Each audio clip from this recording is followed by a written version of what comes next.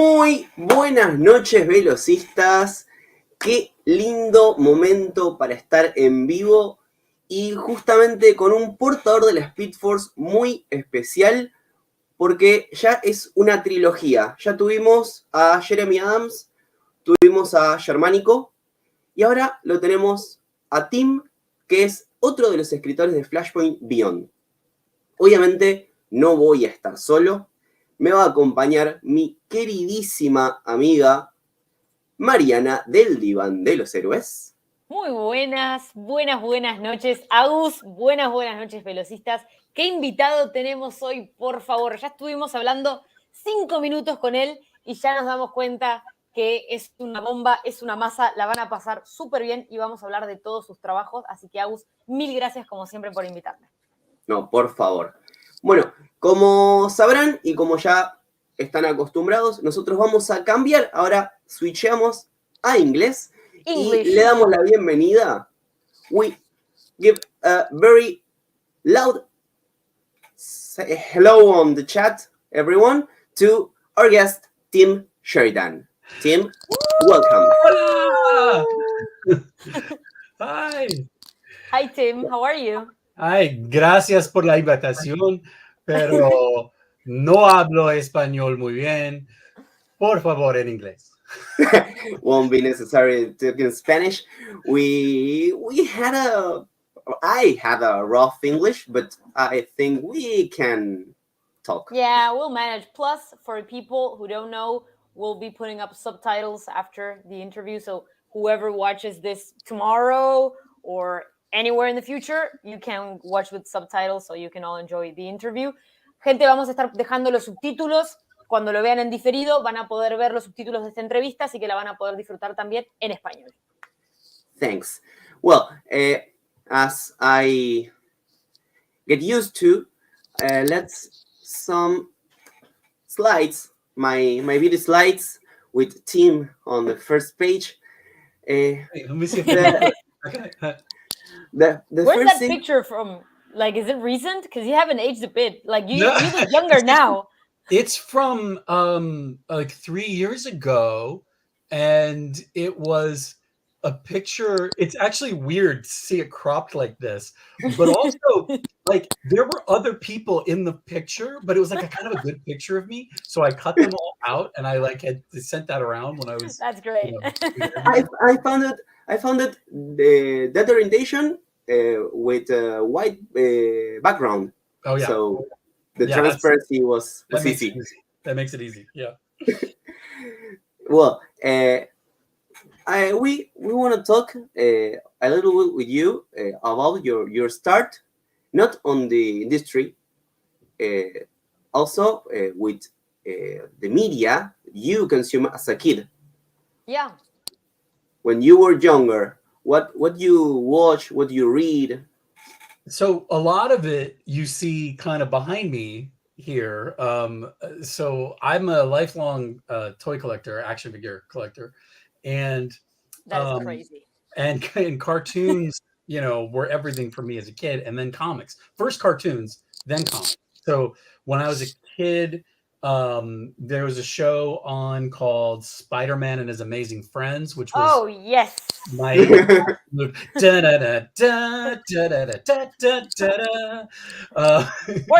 and His Amazing Friends. Yeah, and I always make jokes about it because I used to call it Spider-Man and His Amazing Furniture, because furniture would like turn around and become like equipment, and his secret lair, and Firestar, it was Iceman. Yeah. So I that was kind of like my earliest love was stuff like that. Transformers were a big deal for me. G.I. Joe when I was a kid. All that great American propaganda. Masters of the Universe, He-Man and the Masters of the Universe,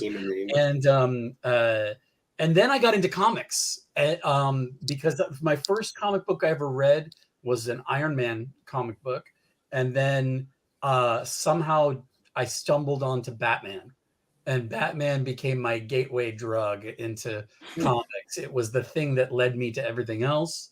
I got into Batman just at the time when when Jason Todd was the vote went out to decide whether Jason Todd was going to live or die in a death in the family. And he was unlived. What's that? Unlived. Yeah. Then Dark Knight Returns happened, and that was a big deal. Like, I was all around that time. It's kind of all a jumble when I was a kid. The Batman movie came out in theaters with Michael Keaton, the Tim Burton movie, and that brought it all to another level. So that was revolutionary. It was revolutionary. It was a big deal. I mean, I loved the Superman movies at that point, but and of course, like most kids, I loved Star Wars and stuff like that. But the movie that I think shaped me and changed my life and made me become the storyteller that I am, the writer that I am, it was Transformers the movie in 1986, the animated Transformers the movie, which was really heavy for kids. It was something that where you saw that the good guys didn't always win, your heroes could die, and there were big consequences and stakes to everything. And it was the way they took a TV show, which was a lot of fun, which sold a lot of toys, but then they gave you a story that it didn't even deserve to have this interesting and complex of a story. And it was the kind of thing that made me reach for it. Like I had to reach for it. I had to I didn't necessarily understand those concepts, but I knew I wanted to know more about them. And then Batman is a hell of a drama. And then they came back and they did another season of the show, the Transformers show, and the head writer on the show that season was Marv Wolfman. Yeah. And I was like, wait a minute, I know that name. And because of having read New Teen Titans and Crisis on Infinite Earths, and then all of that went into the mix and sort of figuring out what I was going to do and what I was going to be in my life. And then you can fast forward many years later, and I found myself in a situation where I was on a call just like this with Marv Wolfman, talking about a project that we were kicking around maybe doing together, which we're not doing now, but at the time we were. And it was just like, I can't believe that this, if you went back and told 10-year-old Tim what he would be doing today, I don't think I could have dreamed that big when I was a kid. And so I'm very, very, very grateful. Meeting your heroes on paper, and then work with me. Well, that's like a recurrent theme on these interviews, like when we've talked with Jeremy and then with Juan. Jeremy. He always he's always saying the fact that he's always admired these people like Mark Waid, and then he ended up having lunch with them and working with him, and that's crazy. Yeah, these guys in comics are very accessible to the new guys coming in and the folks. I mean, I've been amazed at that. The guys at the big two, and it's interesting because we're all kind of I guess birds of a feather. I mean, we kind of all like the same stuff, and so there's a lot to talk about. It's nice to be able to tell your heroes that they made a difference, that they, to get to tell Marv that, so much of who I've become was because of his work. It's a thing that I never got to tell Denny O'Neil, that I would have loved to have told him. But that's an amazing thing. You don't always get that in this business. And there's something very special about comic book creators. They're very down to earth. They're all fans themselves, Yeah. And I think it's always nice to have legacy as a writer, as an artist, and for them, I guess that for the older guys that are on the industry, they kind of need that as well, to know that someone will carry on with their work. Absolutely. I mean, and I know, Jeremy Adams and I are good friends. We've been friends for many years. Yeah. And before we ever came to comics, we met working in animation together. And but Jeremy and I getting to, and he's talked about this with you, I know, before, when we found ourselves sitting, at a table having lunch with Jeff Johns and talking about like just normal nerd stuff that we were all interested in talking about. It was an incredible moment. And then to get to sit in the room and work with him, see how he works. We went into it thinking this, we're sponges. We want to learn from as many of these people as we can. And I'm not going to say no to an opportunity to sit in a room with Jeremy and Jeff Johns and talk about how to break a story for Flashpoint or Flashpoint Beyond. And I'm so glad we gotten to do it because, I mean, that's a guy who's incredibly prolific. He's a guy who was at one point doing 5 books a month at one point for a time. I mean, he did 4 a month for a while, I think. And then, but there was a moment when he was doing 5. And to be that prolific, to have that much capacity for telling such great stories that I certainly really loved, that inspired me. It's why Jeremy and I came up with a really half-baked Flashpoint idea that we ended up, by the way, totally getting rid of. Like, when Jeff came in, we just rethought the whole thing, which was great because he was able to really lead us in the direction of what is, a Flashpoint story. Yeah. What should it be?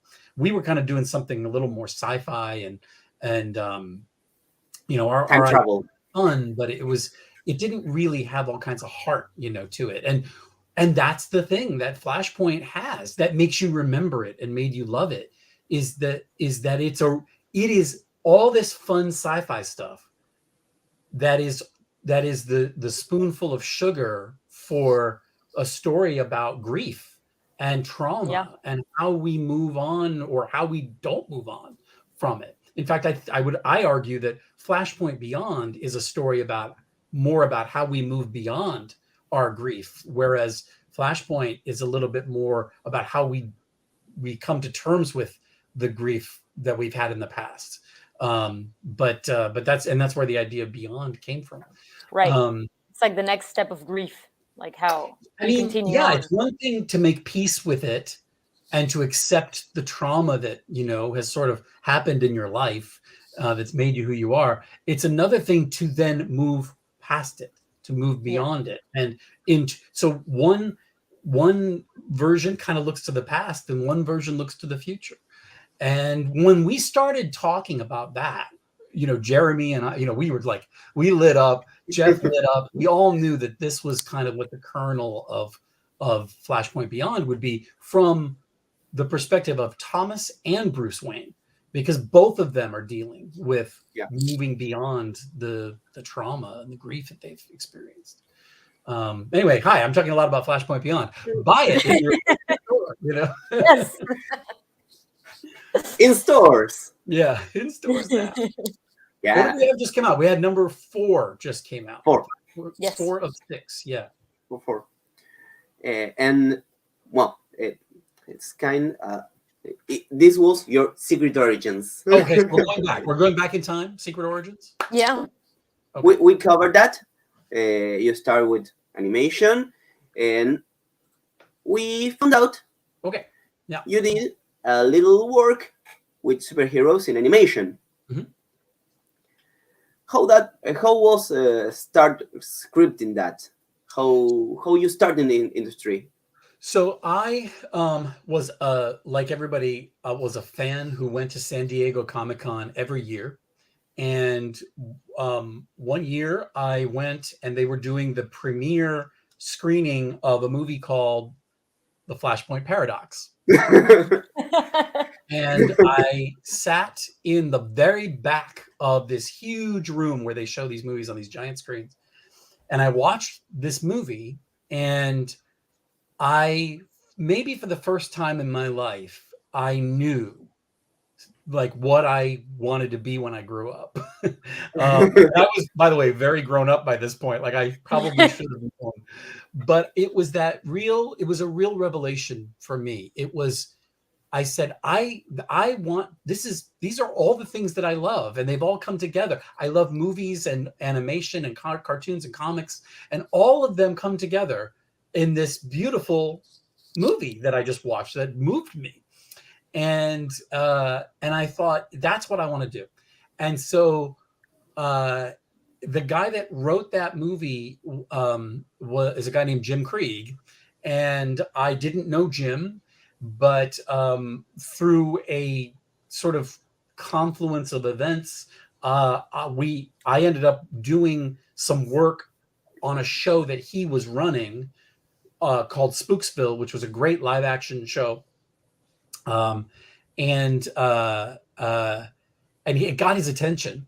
And then it was still a few years before I got a call from him asking if I wanted to pitch for Justice League Action and another show he was working on called Legend Quest on Netflix. And I said, "Are you kidding?" And where do I sign? Where do I sign up? So, and I'll tell you where I signed up. I went in to an office at Warner Brothers Animation, where Alan Burnett was not there that day. He was out of town, but he dialed in, much like this, on the computer to have a meeting. So Jim and Alan Burnett, and I'm sitting there, the new kid, and I took them, I think, 5 really, they were fun ideas. 4 of them were more fun for me than for them. The first one I pitched was, I said, because I knew with the tone of the show was a little bit more fun. They were having fun with superheroes, and it wasn't really heavy, meaty material. Yeah. And I pitched them the Flash has to dog sit Crypto, the super dog, because he's literally the only one who can keep up with him. And they were like, "That's great, except the Flash isn't the comic relief on our show. Plastic Man is the comic relief. So could you rework the pitch to be Plastic Man?" And I said, "Give me 5 minutes." And I came back in and I was like, "Here it is." And the 3 of us worked out a story that ended up being called Unleashed. And it's about Plastic Man at the Watchtower having to dog sit Crypto, and they get an unexpected visit from Dexstar, and then a big surprise guest star comes in at the end, and that's Streaky, the super cat. But it was just a fun cartoon, and it was a great thing, but it was my foot in the door. And then I thought that was all I would ever do. And I said to them, like on the last day, I was like, "If you ever have anything else, call me." And then a week later, Alan Burnett called and said, "Oh, I'll come into the office." And we started talking. They needed some new episodes. So I came in right at the end of that season. And it was only 1 season of television. I came in right at the end, and I wrote 5. Well, I wrote 6. One of them didn't air because it was deemed unproducible. It was too expensive to produce. It was an episode that featured Mad Mod. And he was trying to turn the world into a giant polka dot. And it didn't go. But it ended up, that one got replaced with what ended up being the series finale of the show, which was a story called She Wore Red Velvet, that introduced a love interest antagonist for Booster Gold named Red Velvet. And that started me on the road. And then they asked me, "Hey, Jim was going to write Reign of the Supermen. He was going to adapt that as a film after Death of Superman. And he said, "Would you like to co-write it with me?" And I said, "Okay, let's do it." And so I got to work with James Tucker and Jim and Alan Burnett on that. And that was incredible. One of the things that we wanted to ask you was about, not writing an original idea, but like adapting a comic book to an animation. Yeah, it's a tough road because it's not a 1-for-1 thing. You can't take the vision and the story as it's told in a comic book even though people say, oh, but it's a storyboard. It's really not. It's actually much more complicated than a storyboard and more complex, and deserves more credit than that. Not that storyboards aren't amazing. They are, and storyboard artists are incredible, but it's a very different medium. And so it's a challenge to take a story and bring it to life in a totally new medium. I know that a lot of people look at an animated show or movie and they think, well, it should just be the same thing as the comics because it's still being drawn by somebody. Mm-hmm. That's just, I wish that we could explain things to everyone. And, a lot of people said that about The Long Halloween. They said, why didn't you just do it in Tim Sale's style? And well, it's like, well, first of all, if we tried to duplicate Tim Sale's style in animation, it would have never lived up to Tim Sale's style. It just can't. We could have never done it justice. And I don't, and the director and the producer, we didn't want to not do Tim Sale justice, and there were other obligations too. That was starting a new universe of movies that were all going to be in the same style, and we couldn't do the whole universe in Tim Sale style. Yeah. So anyway, but things like that, like why didn't you, why couldn't you adapt, Reign of the Superman word for word? Well, if you've read Reign of the Superman, it covers a lot of territory. There's a lot of different books crossing over and a lot of story, and you were going to have to edit it down anyway. Then there's the other consideration of it had to fit into a universe of movies that James Tucker was making that started with Flashpoint Paradox, oddly enough, and it needed to fit into that world. Now, Mongol was not a character in that universe for his movies, so we would have had to have introduced Mongol in that book or in that movie, and that would have taken time away from all the other people we had to introduce, like all these other characters. You only have so much time in real estate. Darkseid was a character already who existed, so we had to make the difficult choice to turn the big threat into Darkseid in that story. So there's choices you have to make that as a fan, you think, I don't want to do that. But, just being a professional and knowing the way things work, you have to try to make it work the best way you can, and make it its own movie, make it its own thing. Yeah. My goal always when I'm adapting comics to the screen is to be a companion piece, to be a thing that lives in another part of the multiverse that you can watch, and maybe it will inspire you to go pick up that book again. And because to me, the book is always going to be the source material, is always going to be the source. It's always going to be the number one thing.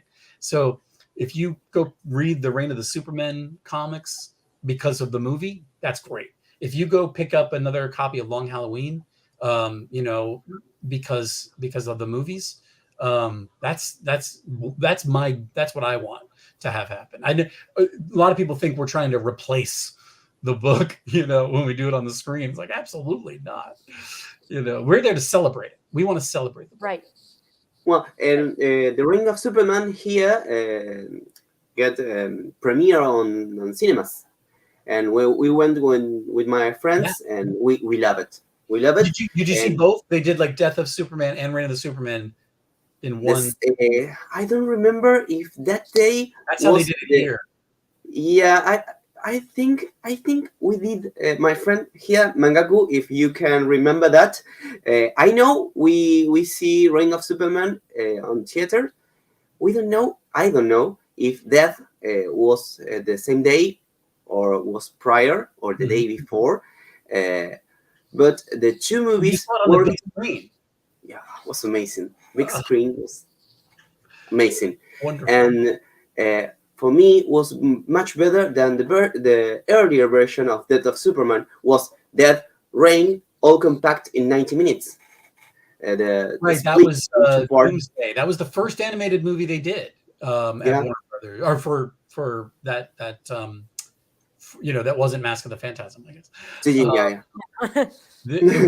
That was a big one for them. But that was a really hard thing for them to put all of that into one. There you go, double feature. Yeah, double feature. I couldn't remember. do, I'm sure, to put that all into one story. That's why when we had the opportunity to do it as 2 movies, you know, everybody really jumped at it. There was a moment when we talked about doing 3 movies. There was a moment when we thought about doing Death of Superman, Reign of the Superman, and Return of Superman. And man, I would have liked that, because there was so much double paycheck. Well, there was so much stuff I had to cover in Reign of the Superman. Came back, and it would have been fun to get to do it in another movie. But that is what happened with Long Halloween. It was supposed to be one 85-minute movie, and I said, no way. We can't do that. There's no way, because you have a story that it is completely, the spine of it is the calendar. It's, you have to have, things are happening on specific holidays, and so you know how much time is passing. And if we just skipped to each holiday, we'd be skipping to another murder every 30 seconds in the movie. And it just would have been a snuff film at that point. Like, you're not really telling the story. You're just showing murders one after another. Killing people. We kind of need to find the balance between digesting the comic book and creating its own thing and its own animation and its own universe, but as well, you need to give it time for the story to develop and to have the times to have every character reach its own development. And so in terms of adaptation, that is absolutely, that's at the forefront. That's top of mind. But then I also did this movie called Man of Tomorrow, Superman, Man of Tomorrow. Yes. That I did after Reign of Superman. And that, in fact, I actually wrote that after Long Halloween. It was supposed to be the 3rd movie, and they ended up moving it up to be the 1st movie after Long Halloween. But that you can see, a lot of people could see, we took a lot of inspiration from the lore and from comics and some recent comics, things like Birthright and American Alien, some stuff from that you can see in his suit, and Superman for All Seasons.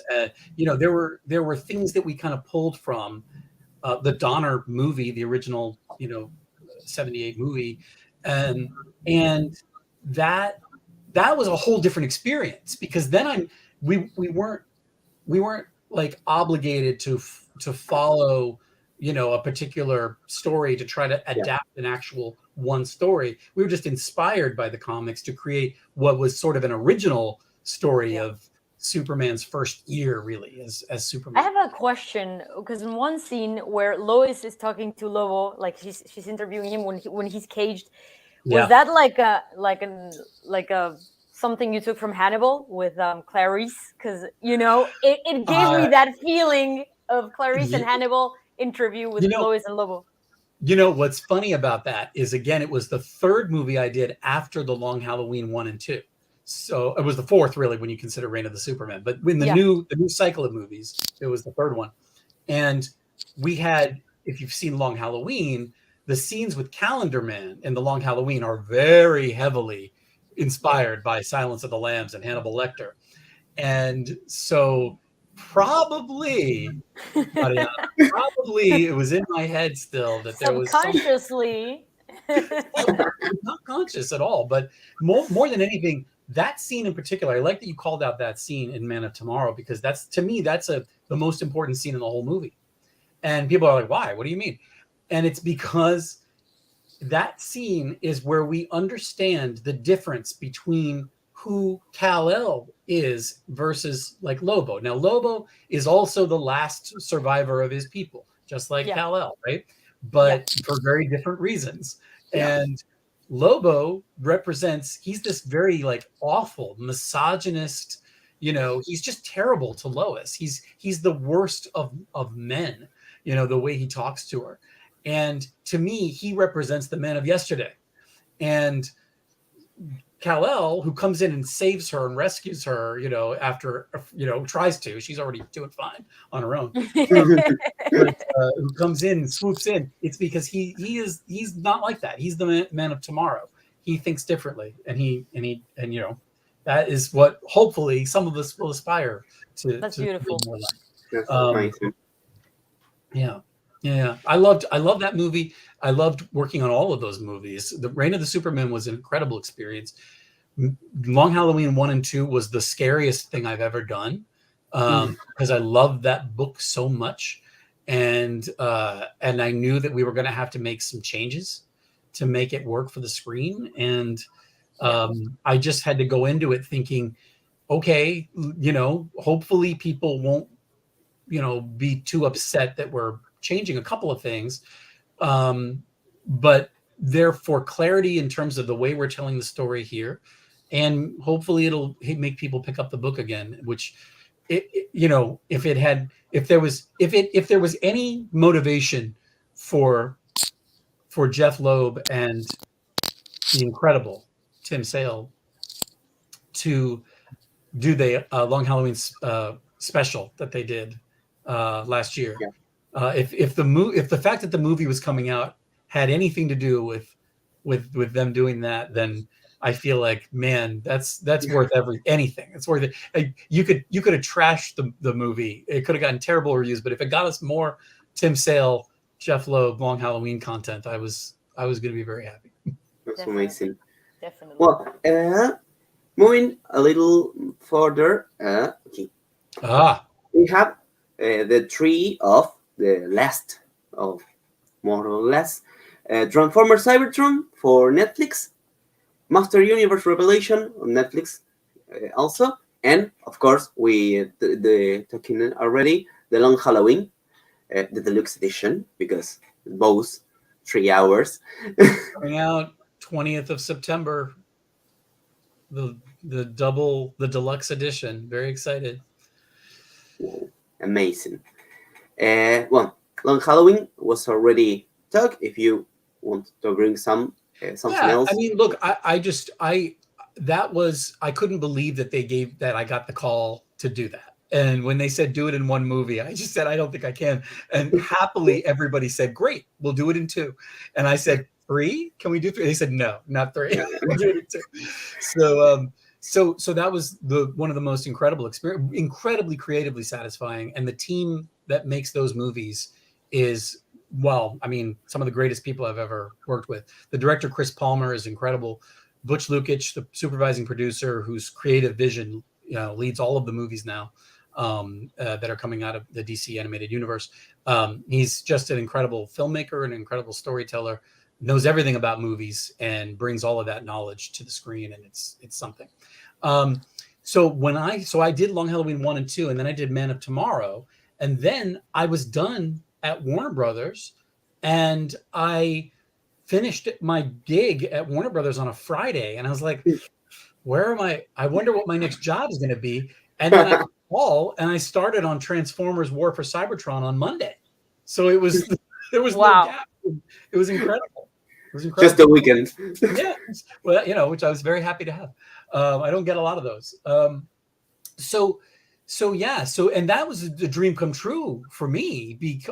It's all a dream come true. But when when I was a kid, Transformers was everything to me for a certain period. Like I told you about my love of the animated movie and the series and the toys, and it was just my number one thing as a kid. And so I always thought maybe if I worked in animation, I'd get to do a Transformers show, but I always thought, it'll be a new version of Transformers. It'll be one of the new ones that has more to do with the live action movies than the stuff I grew up on. And that wasn't the case.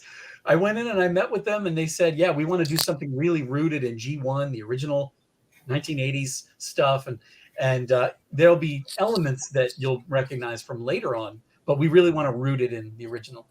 Jackpot. And so I didn't work on the first season. The poster you showed there was for the first season, which is called Siege. Now that was already in progress. Yeah. And I came in for the second season called Earthrise. And then I also worked on the third season called Kingdom, where we got to bring in Beast Wars, which was awesome.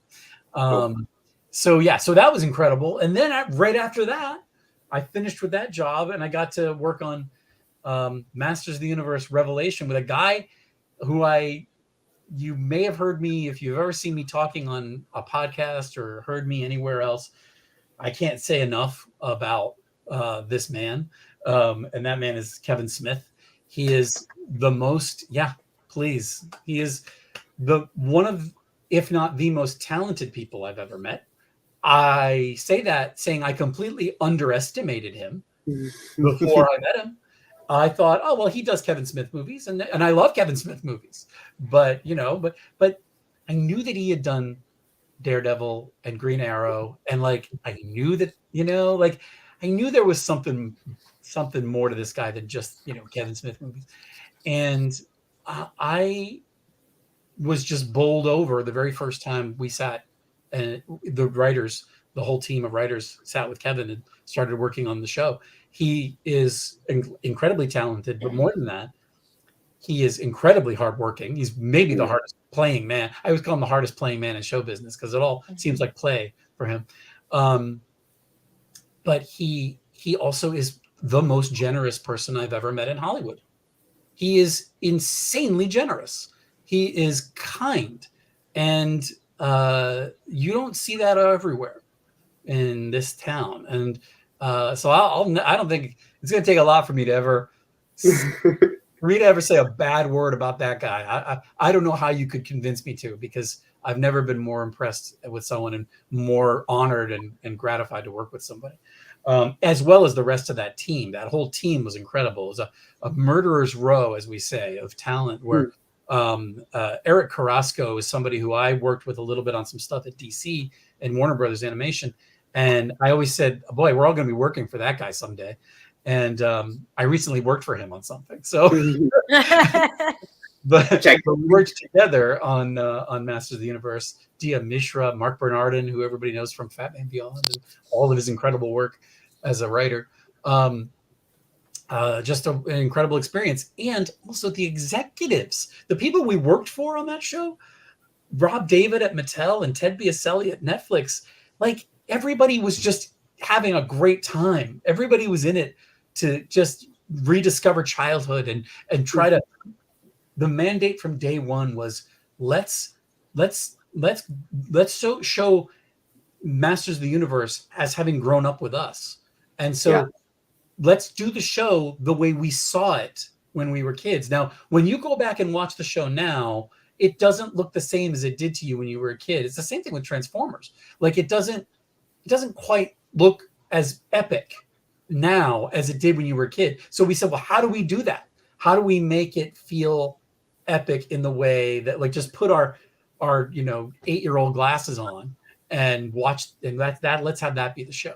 And that's what we did, and I'm really proud of it. I think it's a Tim, for me, it was the first time I watched. It was the first time I watched Masters of the Universe ever. That show, and I loved it. I was like, "This is so good." And I went back and watched He-Man and stuff, and it was gateway drug. I can understand why people liked it when we were kids and before, but I think this is great. I love it. It was a different era. It was different. I wasn't part of it, so I can understand why. For me, those old cartoons weren't as impactful, but I think this show is great, and I loved it. Thank you. Well, I tell you, I'm incredibly honored that they asked me to come back, and I've been working on Masters of the Universe Revolution, which is the new incarnation of the show that is in production now. So, woo! By the way, the cast of Masters of the Universe Revelation is unreal. Yes. Like the cast is unreal. Mark Hamill as Skeletor, a guy that wasn't sure he was going to come back and do any more voice acting. When they said, come play Skeletor, he said, okay, I'll come and do it. I had gotten to work with him as Joker. I got to write Joker for Mark Hamill on Justice League Action. And he talked about the kindest, most generous people in Hollywood. There's a reason why all these people gravitate to Kevin Smith and he gravitates to them. It's all these really nice people. They're great. What amazing. And for Revelation, you write alongside the team a comic, 4 comics prequel to the series. Yeah, I couldn't. That was another call I couldn't believe I got, because I had just gotten hired to work at DC, and I was brand new to writing comics. And Kevin and Rob called me and said, we've got an idea for the story for this comic book tie-in to the show. It'll be sort of an on-ramp to the series and sort of a prequel in that respect. And would you want to script it? I said, funny you should say that. I just started scripting comic books. So by the way, the only thing I knew about scripting comics at this point was my editor at DC gave me a Shazam script written by Jeff Johns and said, here, do it like this. No pressure. No pressure. And I was like, okay. Just like that. Yeah. And so I kind of just copied Jeff's formatting and how he does it and pacing and sort of how he marked out a story. And that's how I went into the comics. I did a weird thing with those Masters of the Universe comics, though, which there was a character that was the narrator of the story who we didn't find out until the end of the book was this alien who could not communicate verbally with people. So they all kind of think that he's just a monster. But, the truth is he's incredibly highly intelligent. And he's a hero from another dimension, and he can't tell them. He doesn't know, and he's trying to warn them about something. And so, but what it gave me the opportunity to do that I really, really wanted to do was to write this really lofty narration, like where it was like the vocabulary was way up here and just this incredibly learned voice speaking to you from a library somewhere, which just reminded me of so many comics I read when I was a kid. And, but probably they weren't written like that. It's just that my vocabulary was so limited as a kid. I thought they were like written by genius, people who knew every word in the language.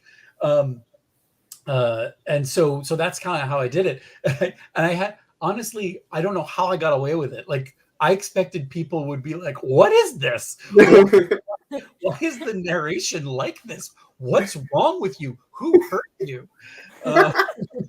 But mostly they didn't say anything. So Kevin and Rob didn't say anything. That's what surprised me. I expected they'd be like, no, get rid of this. What are you doing?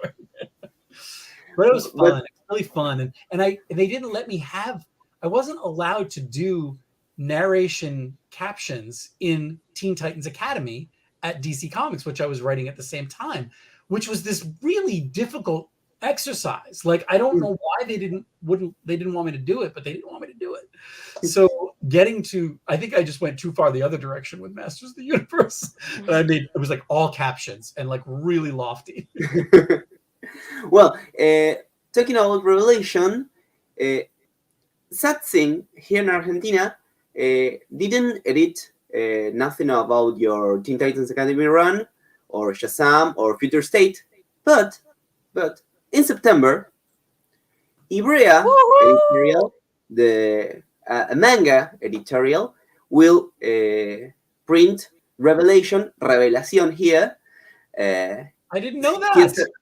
We're very happy. We're very happy. This will be your first Argentinian edition of one of your comics. Oh my God, I'm so excited. And hardcover. Ooh, hardcover. Hardcover, the 4 issues. I don't know. What do you think about hardcovers? What do you think about that? Everybody thinks the hardcover is like prestige format, but I feel like people shy away from buying the hardcover. Like Titans Academy Volume 1 came out first in hardcover, and Volume 2, I think, is coming out first in hardcover. And I feel like if I knew it was going to come out in paperback, I don't know. Would I buy the hardcover? Let me tell you, the hardcover is beautiful, and I love it. But I don't know how other fans think. What do you think about it? I really, I'm not more than an issue guy. I'm going issue by issue. Yeah. But in comes to trade, it's hardcover. It's nice. Yeah. It's nice. It's durable. It's more like a deluxe edition. Oh yeah, but here in Argentina, that's the thing. I don't know, like in the States, maybe there's a different logic, but here in Argentina, we always get trades unless, like only like very rare. rare and prestige comic books come in hardcovers. Like you don't get a hardcover for every single comic book. I want to believe that Masters of the Universe Revelation is coming out in hardcover prestige because of me, but I think we all know that it has more to do with Mr. Kevin Smith. Really, in Argentina, it's more just a Master of the Universe thing. Here, yes, it's a big. It's big thing here, and hardcovers, like Marian said, are rare. They're usually deluxe edition. Dark Knight Returns, Watchmen, Batman Year One. We just Batman Year One, Crisis in Infinite Earth, yeah, and Master of the Universe Revelation. Everybody pick up a copy, and when I come to Argentina, I will sign them all. Yes. Woohoo! They won't send me. They won't send me any. They don't send me the overseas ones. I only get the English language ones. Yeah. Well, if you want a Spanish one, we can get you one, so you can get your own Spanish Masters of the Universe. Order. You have to show me where I can get one. I'll have to see. I don't know if any of here shipped it over there. I'm sure there is. You know what? I am calling Dark Horse because I'm sure they have. I don't think Dark Horse got a copy of that. Yeah, that could be. It could be. You know what was great about that was we did that book, and it actually, it really sold well. Which was surprising. It outsold Titans Academy for me at DC, and so Dark Horse was very happy, and then they ended up forming an imprint for Kevin at Dark Horse now. So this fall, I think his first books under Secret Stash Press are going to start coming out, which is nice. So it was all. I like to think that I was a small part of making all that happen. So. It's part of you, of course. And so remember, en septiembre, chicos, vayan a su comiquería, Editorial Librea va a editar Master of the Universe Revelación. We'll be there. We'll be there getting our copy. Yeah. I wonder if the Long Halloween the deluxe edition, which is released in September here, I wonder if it's released in September in Argentina. I don't know how that works. Physically, it's coming to import. So it's go in September when ship it by Amazon or pre-orders. September is a big month for me, and I didn't even know. We'll send you pictures when we get the copy. We'll send you pictures when we get our copy for sure. Well, that's for sure. Thank you. Well, moving to DC. So promotion to panel. So this stuff didn't make it to. Did any of this stuff make it to Argentina? Just Infinite Frontier. The page you did. The page you did in Infinite Frontier. Yeah, 2 pages. 2 pages. I don't get my copy. Yeah, here. In Infinite Frontier, which came kind of later in the process. So they asked me if I would contribute 2 pages to that as an on-ramp into Titans Academy #1 next. And so I got to do that, which was really cool.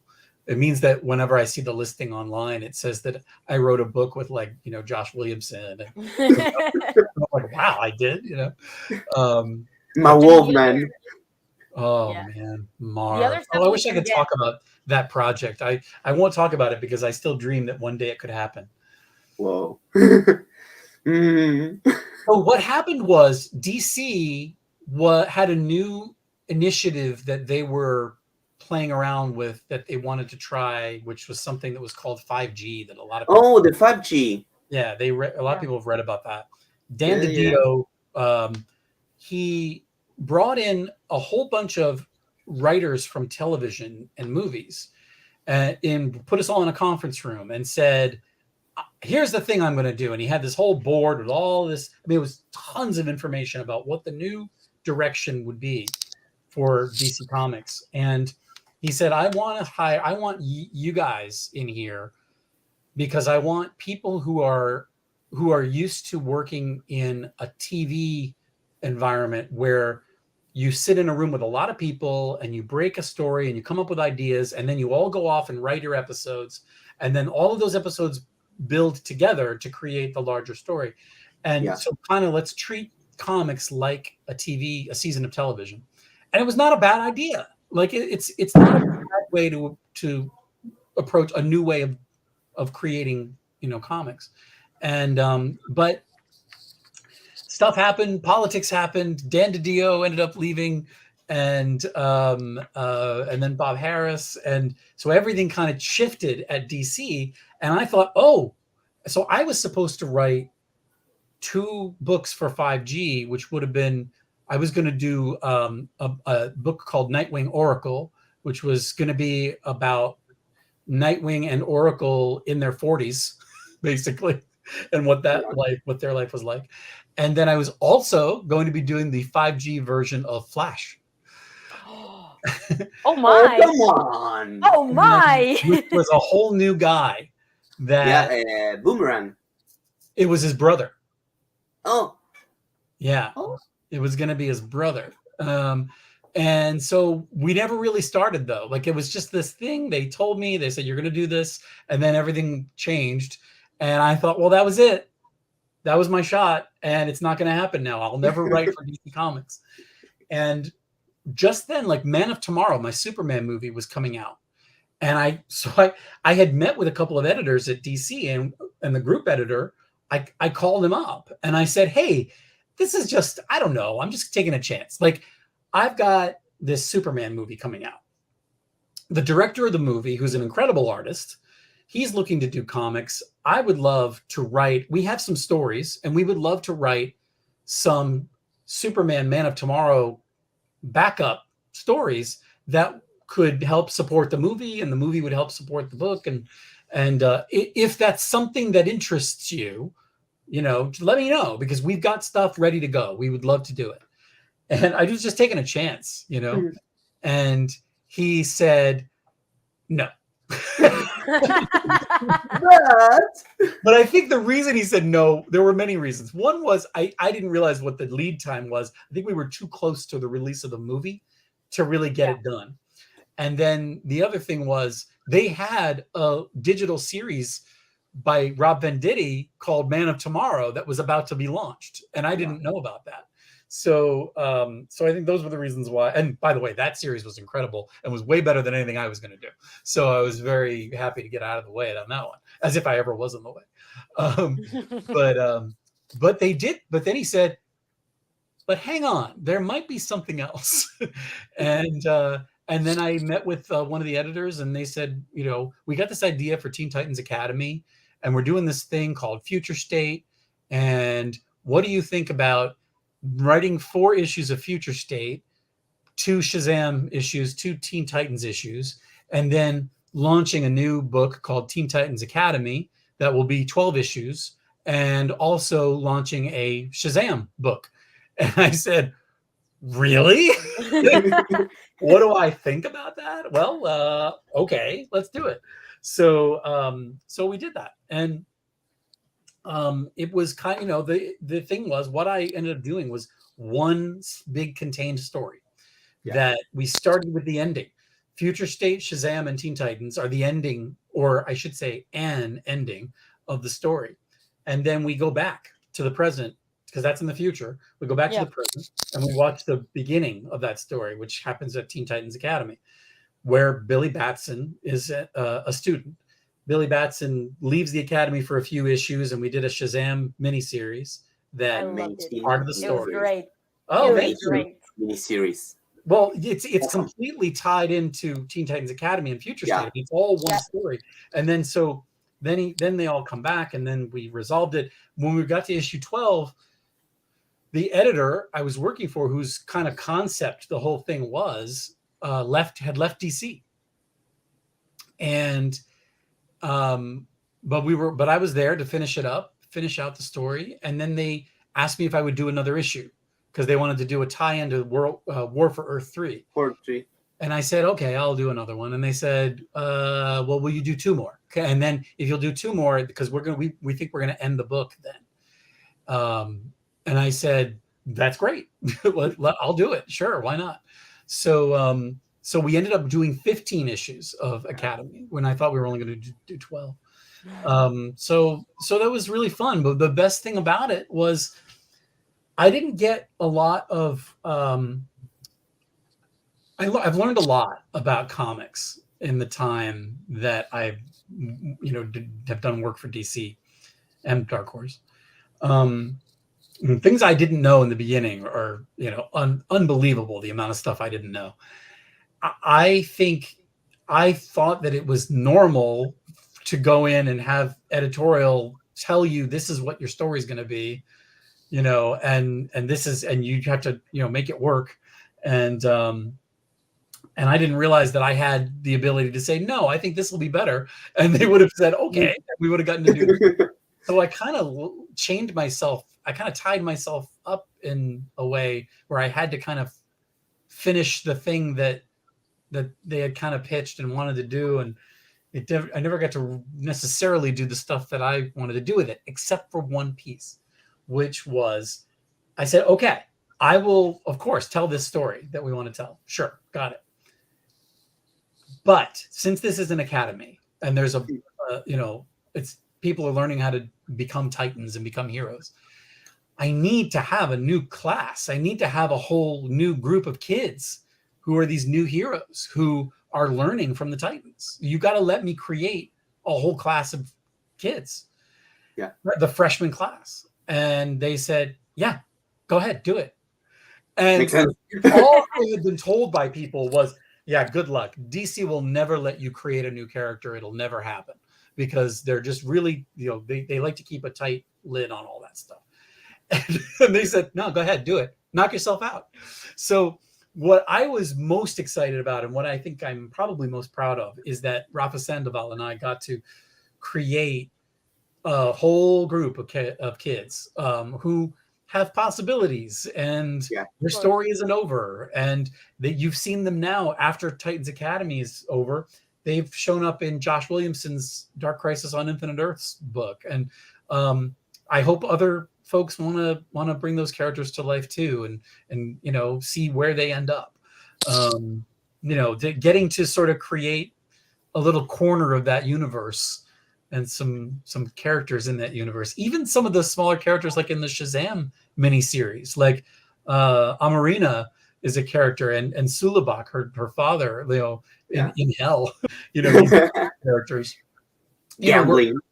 Yeah, and I mean those characters are fun, and like they reminded me of comics that I read when I was a kid, and I wanted to kind of have some adventure and some fun in a wild place, and also the potential for a weird love interest for Billy too was really interesting, and she ended up being a character that I really loved, and I brought her back in the end of Teen Titans Academy. Yeah.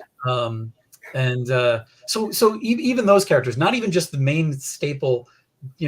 Stitch, Gorilla Greg, and Bolt, the speedster who I created that Jeremy and I fight about all the time, because I have tried to explain to Jeremy that it is official DC canon that Bolt, aka Alinta, is technically faster than Wally, and the difference is she's only fast over short distances. She's a SpeedForce sprinter. She can only sprint fast for a short distance. And he says, absolutely not. There's no. So we will have this debate for the rest of our lives. It's kind of hard to tell a Flash fan to something is faster than Wally. It's hard. But I said it's only for short distances. It's just over. No. She can't sustain like Wally can for all that time. Jeremy's just like, absolutely not, no way, not canon. Never. Well, everything you just said is very like what we were talking about before, the legacy thing, like leaving something that comes from you and from your heart to the DC world for other folks to pick it up. I think that's a beautiful thing about being a writer and an artist that you can leave behind. Marv Wolfman, speaking of the man himself, he just replied to a tweet the other day, and he said, the way I looked at it when I was doing New Teen Titans was for every established character that I used, I tried to create a new character because it's important to pay it forward. Yeah. And that's how Marv looked at it. And when he said that, I was like, that's exactly what I was thinking. And I didn't know that that was his idea, but that's exactly what I was thinking when I was doing Academy, was maybe these characters will live on, they'll inspire somebody, that some generation of writers and creators are going to come in and they're going to write a really banging Stitch story. There'll be a Stitch story that nobody saw coming, and they'll say, oh yeah, you remember that character? They were introduced in Titans Academy. And they'll say, what's Titans Academy? And they'll go back and read it. You know, so I that story on the 20s. Yeah, exactly. Oh God, back in the 20s. Yeah. Well, you're right, though, Mariana. You're right. It's like, you know, there's a little piece of legacy there that you feel, that you get to kind of lend a little bit of your voice to the canon. You know, because a lot of times in this job, you feel like cannon fodder. You feel like you're sort of put out on the front lines to take the bullets for all the stuff that's happening in the comics. And you know, creators tend to get, I think, outsized credit and blame for stuff like big decisions. Definitely. In the company, you know. Definitely. So it's nice sometimes to be able like to things that are not like in their control. Like sometimes editorials and whoever's editor in chief sometimes has an idea for what the character is gonna go through in the future 6 or 7 months, or maybe there's an event coming up. So you have to maintain the status quo of a character, and fans are like, why isn't he moving forward? Why isn't he doing this stuff? And they don't always tell you. That's the thing. Like, you don't know. They have a lot of secrets. They don't always say, well, you can't do XYZ because 6 months from now, we're going to do this big thing where this happens, and that would conflict with it. And so you're just like, I can't do XYZ. So I guess I won't do XYZ. And I don't know why, you know. It's one of those things. Well, but I have stories. I have stories that didn't happen that I want to tell, that I could have done in the DC universe, I suppose. But we're not necessarily tied to the DC universe. So I think for me, I'd love to get out and do some creator-owned stuff in the future. So maybe I'll be doing that at some point. We'll see. You know, right now I'm working on a series for Marvel Studios, so for an MCU animated series, and then you know, that's kind of my full-time job right now. And then what now? You want to go on that? We would love to know. I bet you would. It has not been announced, so I can't talk about it. Oh my! Part of the slide full of blanks. Say that again. Part of the slide full of blanks for 2025, 2024. I mean, yeah, I don't know. Like, I didn't see. I know what you're talking about. I don't know. Yeah, it's on the slate. You know, but I don't know. I don't know when they're going to announce it or what they're going to say. But anyway, that's a great gig, and I really love working with those folks. That's crazy. Congratulations. Well, thanks. But you know, we had a lot to ask, and we can't, because you know, we know you can't tell. So we are nailing. I know. I wish I could tell you, but all I can say is that it's an MCU show. It's, you know, it's part of the Marvel Cinematic Universe. And it is you know, it's gonna be interesting. It's gonna be fun. It's just a great group of people. I really love working with them. I love working for them. You know, Mr. Feige runs a tight ship, and you know, it's a great time. Really, really great people. So I mean, we were gonna ask, because you have it on your Twitter bio that you're working for Marvel, but we didn't want to intrude because we know like Kevin Feige would flip, so we don't want to overstep. But it's good.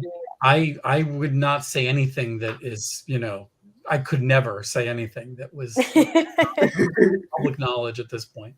You know, Kevin Feige is putting down his rifle. Yeah, he's like, "Good job, Tim. Good job."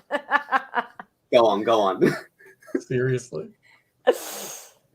Well, just let's say hi some of our friends. Juan Pedro from Chile says, thanks for bringing my favorite Batman story. My favorite medium. Me too. I love the long Halloween movies, and I love DC animation in general. Yeah, Yes. me too. It's, well, like I told you, it's formative for me, you know. Mangaku is going to buy Revelation. Yay! Thank you very much. Manuel. DC Superhero Girls. That's a fun one I got to work on. Yeah. I got to do like 5 episodes of that show, which was really great. Working for Lauren Faust, who is a genius. That was a really fun experience. I had a great time. I did an episode that featured the Titans. It was called Tween Titans. They were really young and bratty. I did a Teen Titans Go episode as well. Really? Yeah. Before I ever worked with the Titans in comics. Here, Sean Lucas said the 4 issue from Shazam team made was amazing. Very good series. Gracias. And he really likes your Spider-Man poster back in your room that you were telling us about. And the Snorlax. And Manuel is talking about the Snorlax.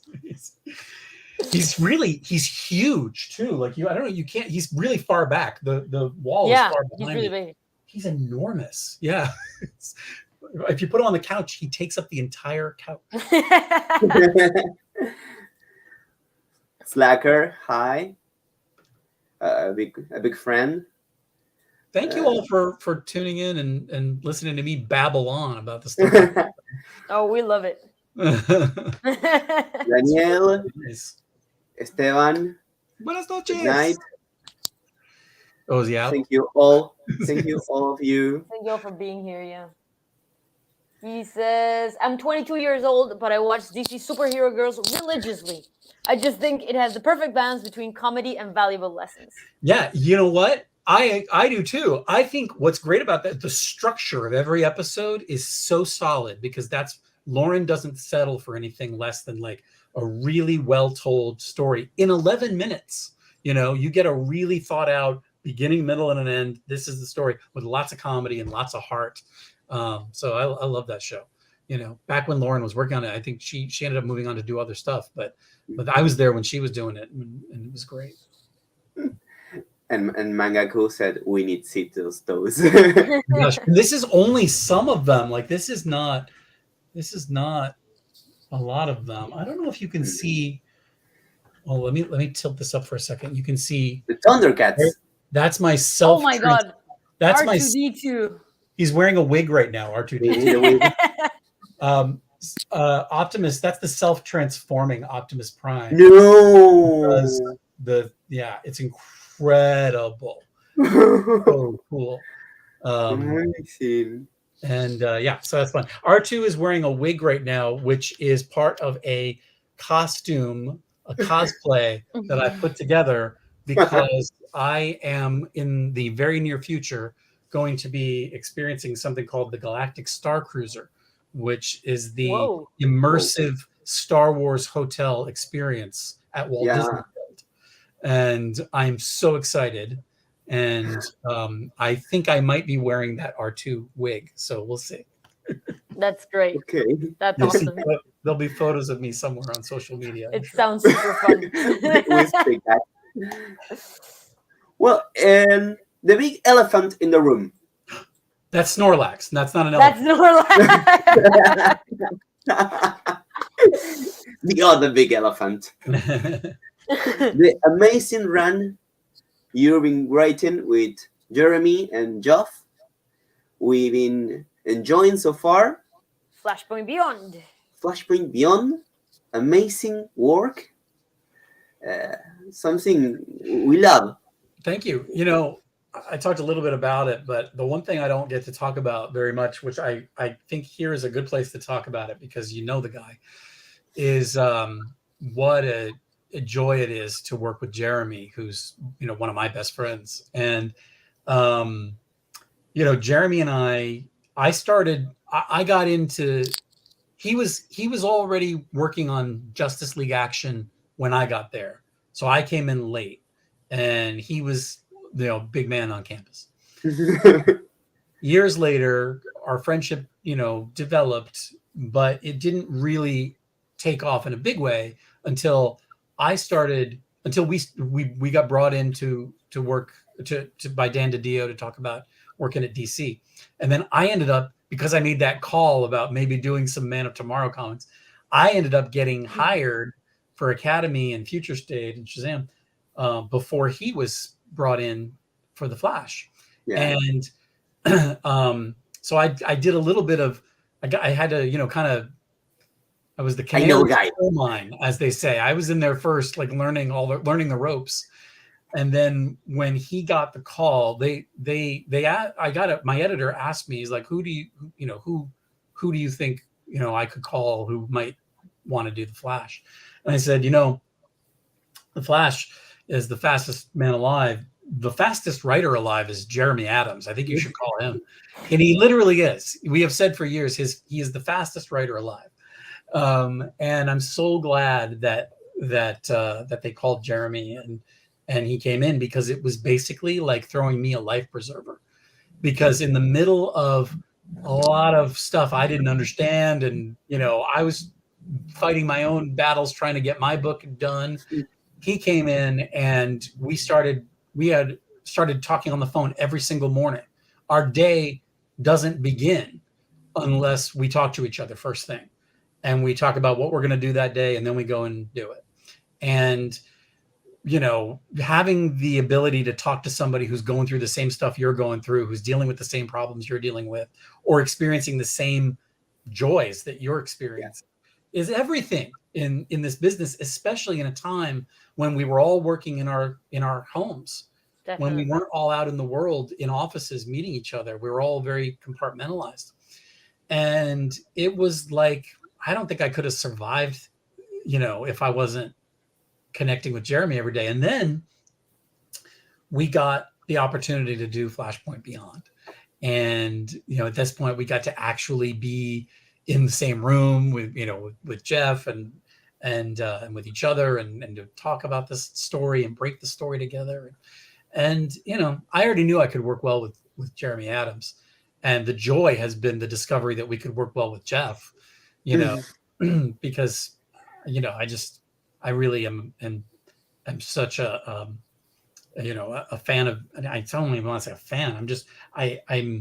I'm enamored of Jeff's work in comics and the Stargirl show, the TV series. I just absolutely love.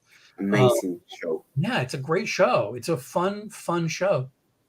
And so, it really has been the joy of everything. I think, Titans Academy had a lot of ups and downs for me creatively, because I didn't necessarily get to do what I wanted to do. And so could be frustrating at times, but I'm still really proud of it. Like, I'm really proud of the work we did. And I got to work with some incredible artists. Like, Rafa Sandoval is an incredible person and an incredible artist.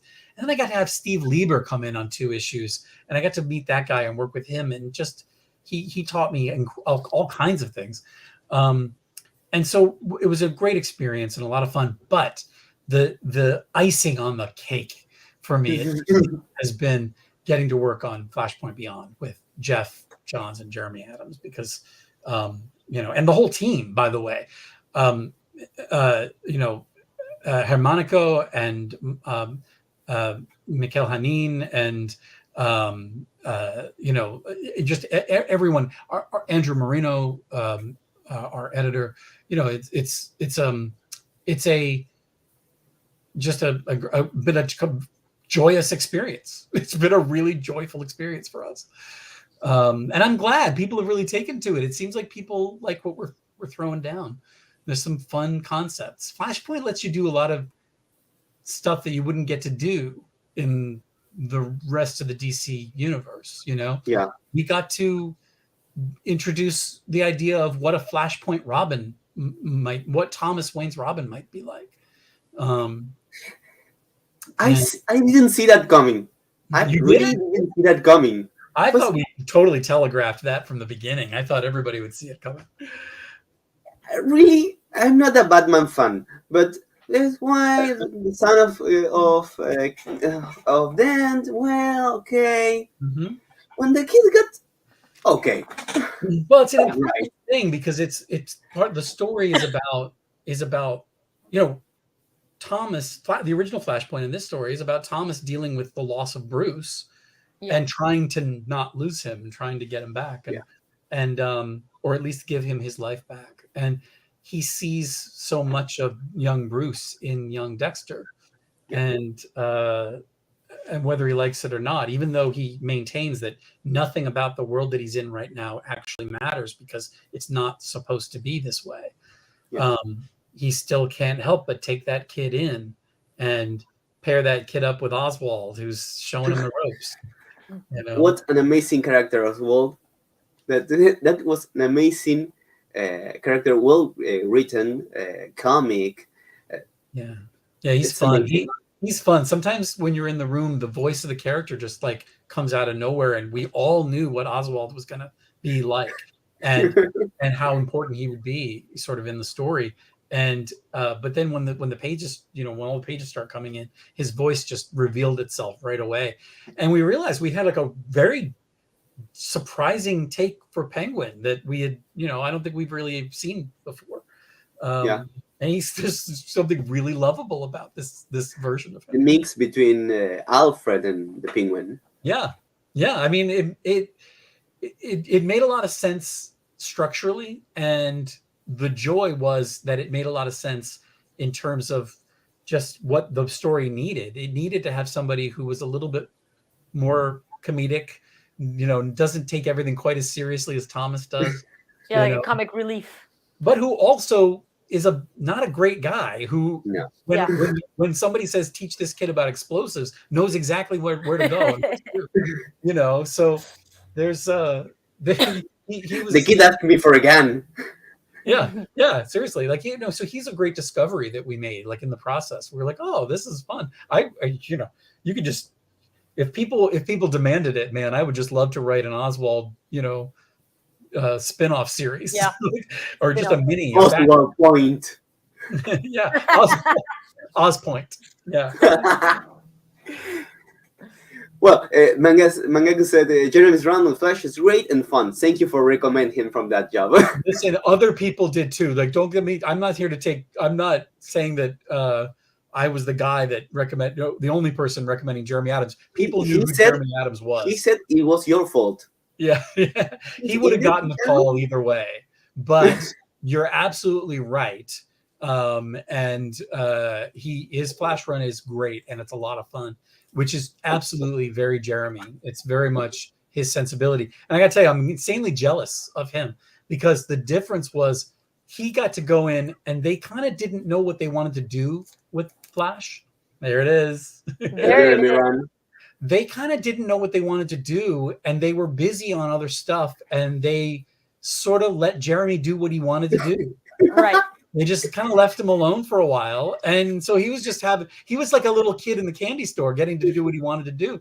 And so we're saying, I didn't believe he led me this way. Yeah. It was incredible. He took the Flash to Argentina. He canonized Flashman. Just because he wanted to, because he talked to you guys and he wanted to. Like, meanwhile, they were like breathing down my neck, about every little detail. And I'm like, okay, fine. I'm compromising left and right. Like, okay, fine. We'll do it your way. We'll, and he's just off there sending Flushman to Argentina. No, it's wonderful. And it really is. I think that is, I'm kidding around when I talk about that stuff, but it is an important thing for fans to know, which is,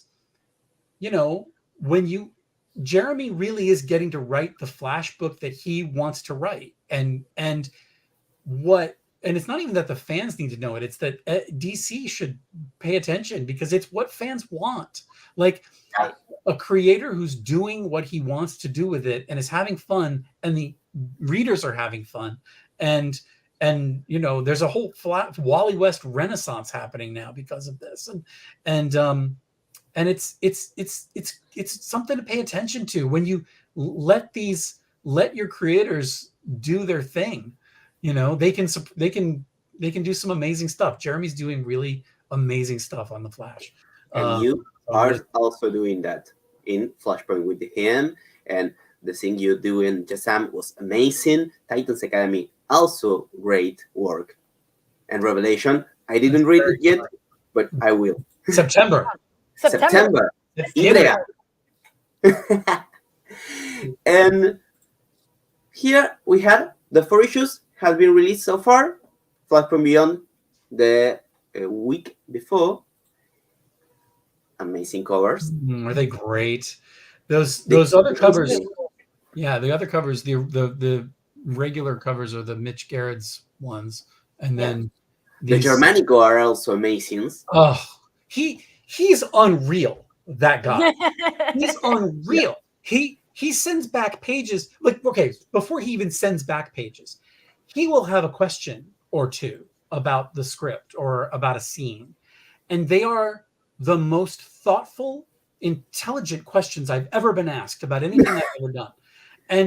And he has great ideas. He's such a great storyteller. He's a natural storyteller. And I just can't wait to see what he does next. And anything that guy does, just as a fan, I'm going to be following. I mean, if I ever have the joy of getting to work with that guy again, I will be very lucky, because I don't think many people are going to have that opportunity, because he's going to be, he's going to get snatched up on a book that he's going to do for a long time, that he's going to do whatever he wants to do. And, the rest of us are going to be begging to work with him again. Amazing artist. He's incredible. And the pages, when they come back, they just knock us out every time. I mean, it feels dumb because we'll get pages back from him. We just got one yesterday. And all of us just chime in over email. We're like, well, this is amazing. This is just predictably incredible. Like, everything he sends us is incredible, And he's like, what do you think about this or this? He'll give you a few options. And we're like, literally, they're all great. You can't make us choose. Like, you decide, because you know better than we do now, and Jeff feels the same way. Jeremy feels the same way. It's really amazing. I think we're watching an artist at a moment in his career when, like, everything is just coming together, and he's the stars aligned.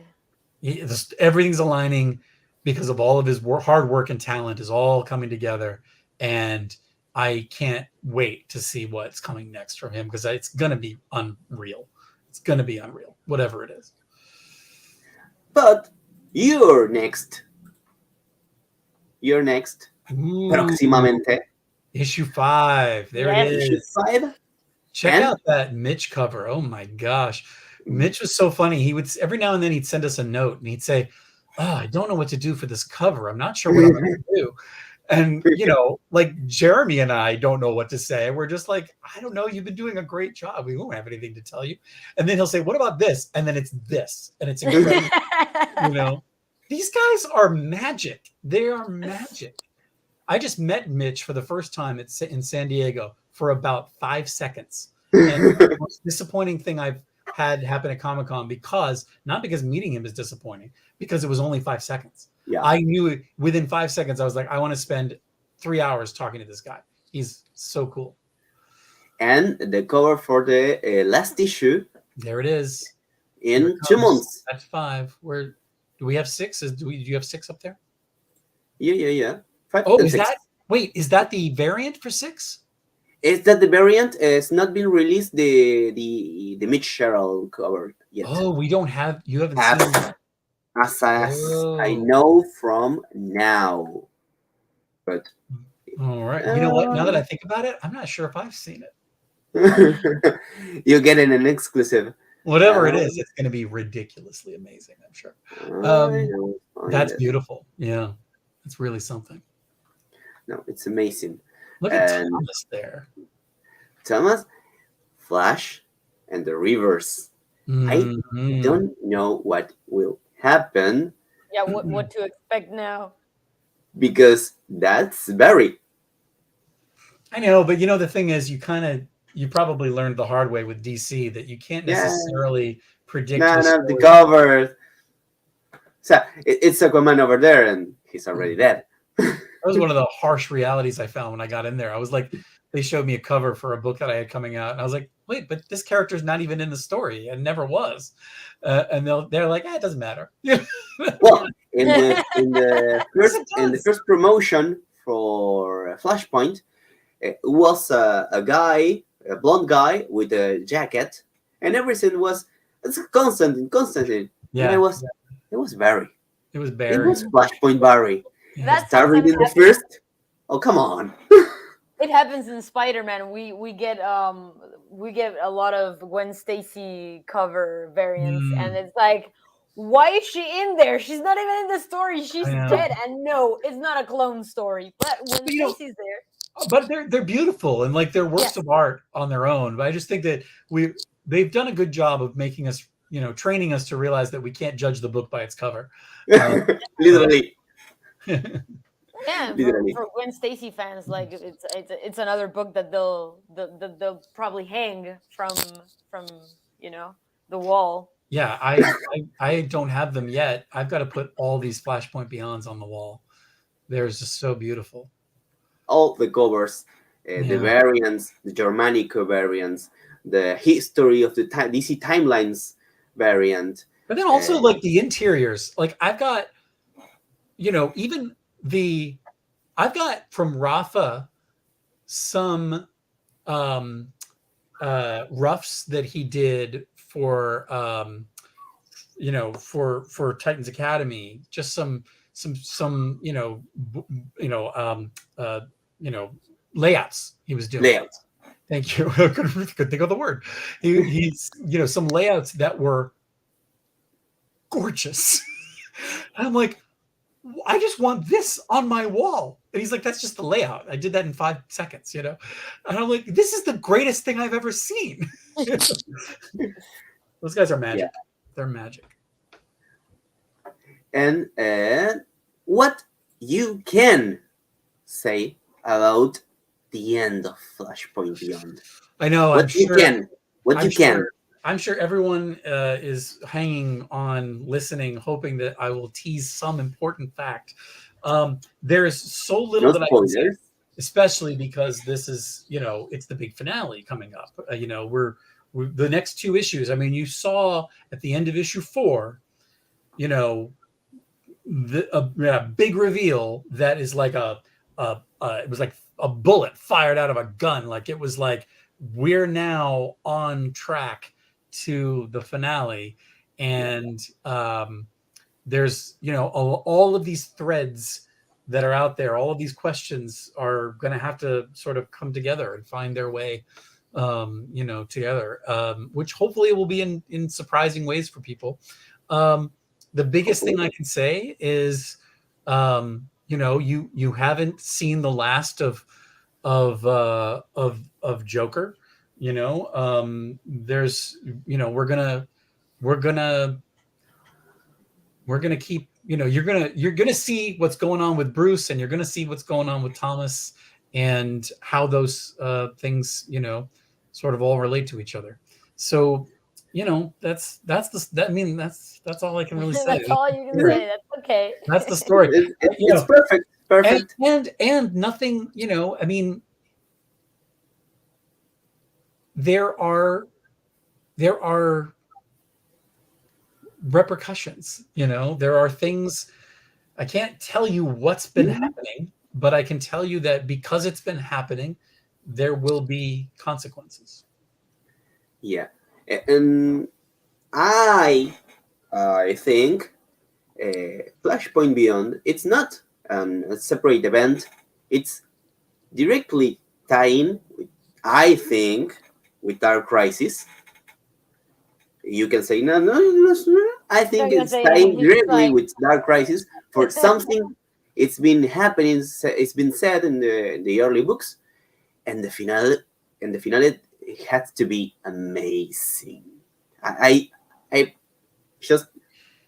hope people enjoy it. I do. I think that for me, the stuff that I get excited about is less the big universe, hyper time crises and things like that. I get excited about the heart of the story, and it's the thing that when we all got together, when Jeremy and I had some ideas about a big sci-fi crisis-y version of the Flashpoint sequel, and Jeff said, but where's the heart? Like this has got to be a story that means something about Thomas and his life and Bruce and what is it? And so we started talking about it. We figured out what we thought it was. And that's the stuff that really gets me excited. Like, I think that there will be big sci-fi cosmic stuff going on. Yes, there will be. But don't let that drown out the kernel of story, the heart of the story, which is about two men who are learning how to move beyond their grief and how they do that, and how they what looking to the past does versus looking to the future. Right. That, to me, that stuff is what the story is really all about. But that's me. What you described, it really takes me back to the original Flashpoint. So I think that, like what you just said, it's really a Flashpoint story. I mean, it's what I would expect to be a sequel of that first Flashpoint story that we had. I love that story so much, and it's beautiful. It breaks my heart every time I read it or see the movie. It breaks my heart because it's just a perfect poem, a rumination on a moment, on a feeling, and I think it's a feeling that everybody understands. And when you see it played out like that, it was masterfully done, and the book, is masterfully done by Jeff and Andy and all the people that brought the rest of that universe to life. And then the movie that inspired me to want to do this, was beautifully done by James Tucker and Jim Krieg. And so getting to talk about legacy, fast forward, here's this kid who's getting to sort of lend his voice to a little corner of the Flashpoint universe. It's kind of the greatest thing in the world.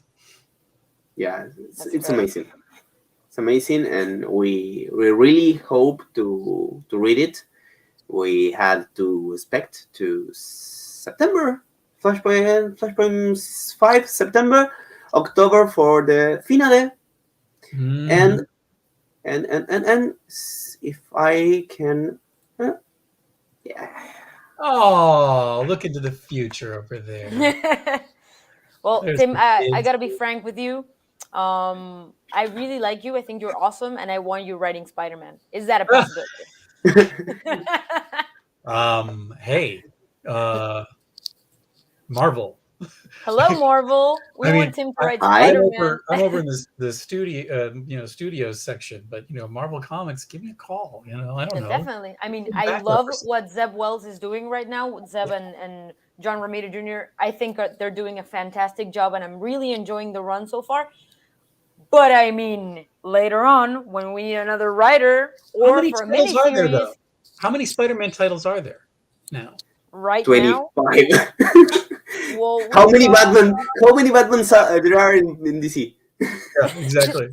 Yeah, we've got a couple. You got a couple. There have been a lot of Spider-Man titles. Throw me a Spider-Man. For sure, plenty of Spider-Mans out there. There's a title that's not currently in print that has been inspired. Let's just do a little special. Come on, Marvel. Definitely. I mean, it's 60 years of Spider-Man, so we can't just get enough Spider-Man stories. We need more, and we need him to write one. As long as I can get his amazing furniture in there, I'll be very happy.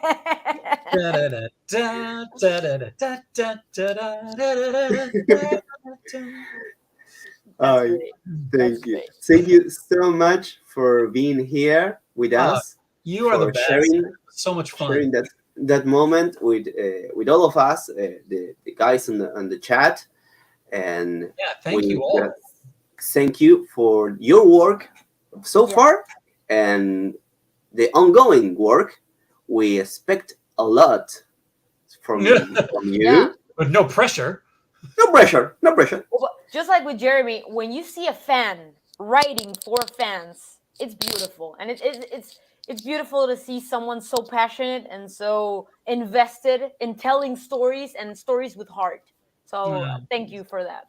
Thank you. Well, I mean, it's on it, and I swear, it is fans like you and the folks in the chat that keep us going. Like, you know how it is. there's some people out there who aren't really nice. Yeah, There's we some- know. We but- know. But fans, We know. fans who embrace stuff with positivity and like they're welcoming and they give us life every day. You guys all give us life every day. It means everything. So thank you, and thanks for having me. Thank you. Thanks you. And before we finish, we had to announce, and we do it in Spanish because reasons. Drum roll. We had to announce our next Comics Road special on El Diván de los Héroes. Yay! We had a tour to Rosario this weekend where Jeff Jones is actually now. Jeff is right now in Rosario, which is a city from Argentina that is having a big comic book convention. What? And we're going this Saturday. Hopefully, we can see Jeff. And Tell him I said hi, and I'm mad that he didn't bring me along. I would have fit this luggage. We will. We will. We will. Team sends regards. Ahora en español, por favor. Bien. Bueno, vamos este fin de semana vamos a estar con la Doc, con Manga, grabando para la Crack Bam Boom, que vamos a sacar un Comic Road muy prontito. Especial. Un especial de la Crack. Nuestro cuarto viaje. Recuerden que todo Comic Road está en el Diván de los Héroes. Thank you a lot, team. Thank you a lot. We can even thanks much. This was amazing. And So much fun. we are very grateful for you being here with us. Gracias. No, gracias a vos. And guys, we had an amazing time. Don't forget to like and subscribe. Share, like, and subscribe.